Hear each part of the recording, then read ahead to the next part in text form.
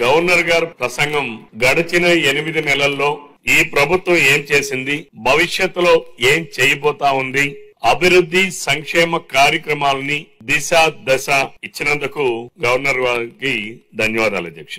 కానీ ఒక దురదృష్టకరమైన సంఘటన ఏంటంటే అధ్యక్ష, అతిథిగా ఆహ్వానించినటువంటి గవర్నర్ గారు ఆయన ప్రసంగ సమయంలో ప్రతిపక్ష పార్టీ శాసనసభ్యులు వ్యవహరించినటువంటి తీరు చాలా దుర్మార్గం అధ్యక్ష. ఎందుకంటే ఈ సభలో రాజ్యాంగం ద్వారా మనం వచ్చాం అధ్యక్ష.